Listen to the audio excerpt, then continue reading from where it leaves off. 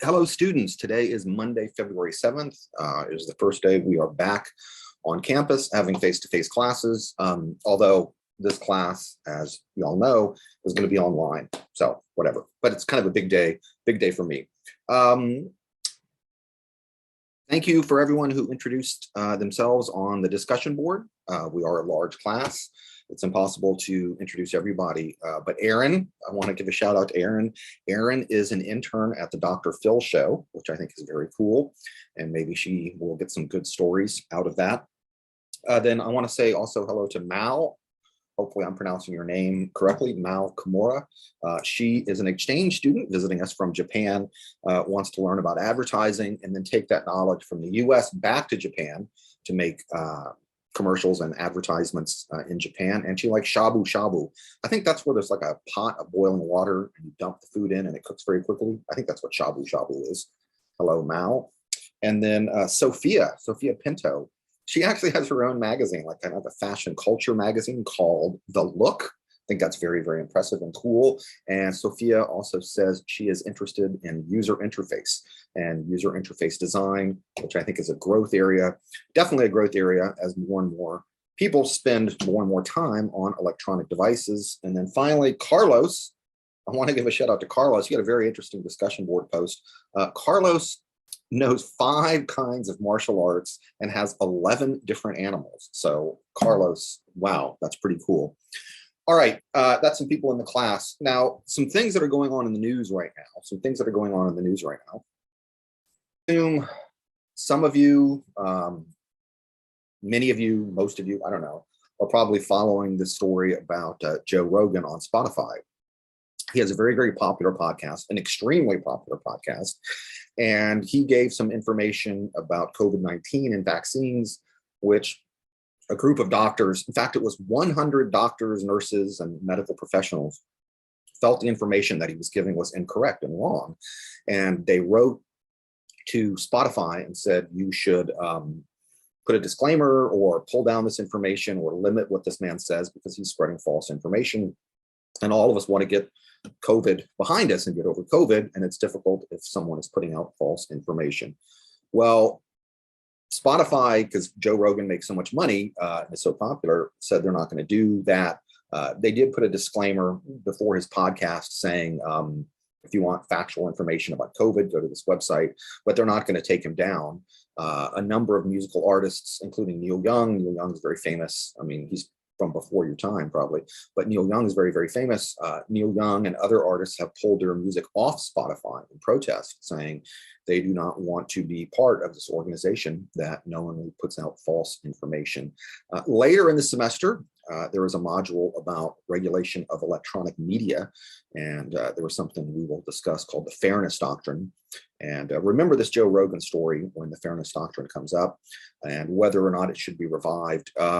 But then after that whole COVID issue with Joe Rogan, I'm recording this on Monday, February 7th. The story is from today.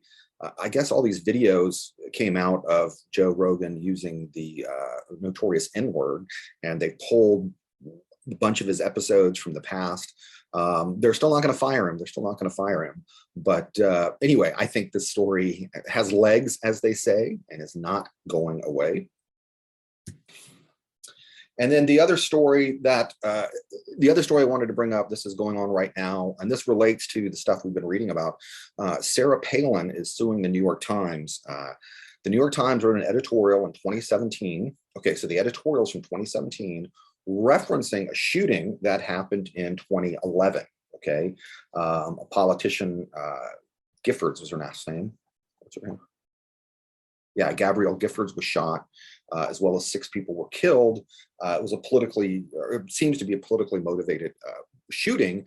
The editorial of the New York Times said Sarah Palin's rhetoric and other violent rhetoric of very, very conservative people contributed to the shooting. That this violent rhetoric encouraged someone to go out and commit murder. At issue was an image that had been circulated with crosshairs, like from a gun, over certain Democratic districts. And the idea was to rally Republicans saying, hey, here's the districts we need to target.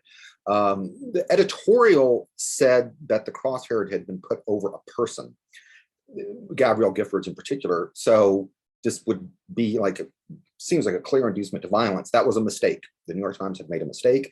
There were 2 sentences that had factual errors. The 2 sentences were up online for a total of 12 hours and were pulled down and fixed once the mistake was pointed out. Now, Sarah Palin is suing, nonetheless, saying that the New York Times deliberately and maliciously was out to get her and had an agenda. As we've read, or as y'all have read in the textbook, it's very, very difficult for politicians to sue media because the media have First Amendment protection and are allowed to say many things, even sometimes make a slight mistake. So Sarah Palin is saying that this crossed the line.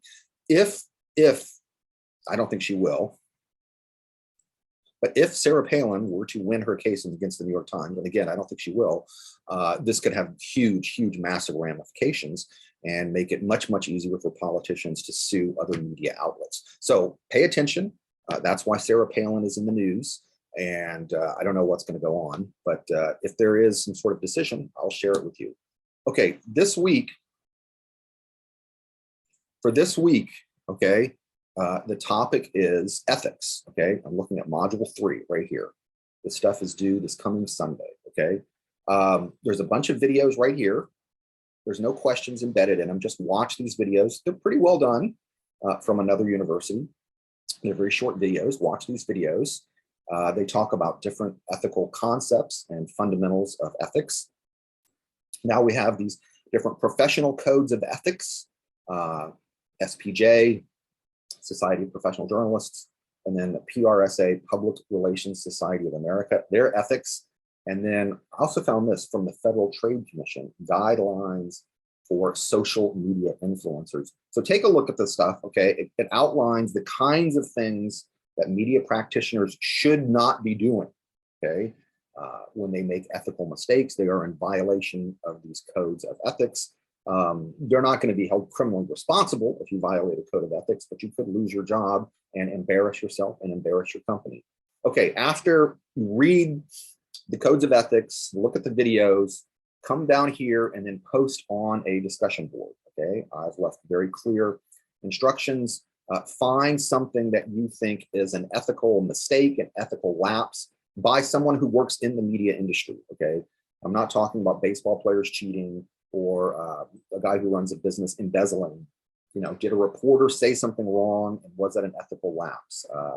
Did someone doing public relations mischaracterize something?